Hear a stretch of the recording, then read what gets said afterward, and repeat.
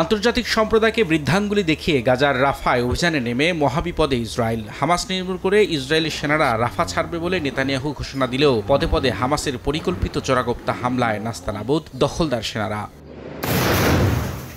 উত্তর গাজার জাবালিয়া এলাকায় তাদের অবস্থান সবচেয়ে কোণঠাসা। অন্যান্য অংশেও শক্ত প্রতিরোধ গড়ে তুলেছে হামাস যোদ্ধারা। টানেল বিধ্বস্ত ভবন আর গোপন বাংকার থেকে চলছে পাল্টা জবাব। গত 7 মাস ধরে একতরফাভাবে গাজায় আগ্রাসন চালাচ্ছে ইসরায়েল। প্রথম দিকে ফিলিস্তিনের স্বাধীনতাকামীদের পাল্টা হামলার তথ্য পাওয়া গেলেও দীর্ঘদিন ছিল না সারা শব্দ। কিন্তু ইসরায়েলি সেনারা রাফায় প্রবেশের পরই পুনরায় নিজেদের শক্তির জানান দিচ্ছে গোষ্ঠীটি। গত কয়েকদিনে প্রকাশ করেছে শত্রুপক্ষের ট্যাঙ্কার ধ্বংসের বহু ছবি।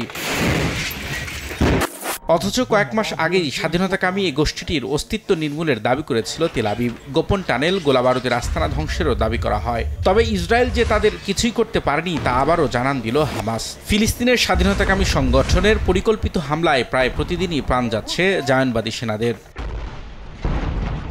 বলা হচ্ছে এবারই শক্ত প্রতিরোধ গড়তে দেখা গেছে হামাসকে। তাদের সঙ্গে যোগ দিয়েছে ইসলামিক জিহাদ সহ গাজার ছোট ছোট প্রতিরোধ গোষ্ঠী। এতে বিপদ বেড়েছে ইসরায়েলের পদাতিক বাহিনীর। নির্ভুল নিশানায় বুলেট ছুটছে হামাসের স্নাইপার শুটাররা। রকেট মর্টার দিয়ে তৈরি করছে প্রতিরোধ। বিস্ফোরক ডিভাইস দিয়ে চলছে হামলা। সঙ্গে রয়েছে নিজস্ব প্রযুক্তির তৈরি ড্রোনের মাধ্যমে ট্যাঙ্কে নিখুঁত রকেট হামলা।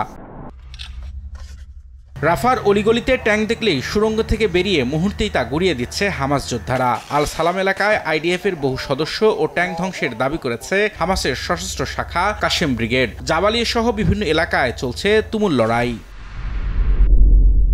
রবিউল ইসলাম আওলাদ, সময় সংবাদ।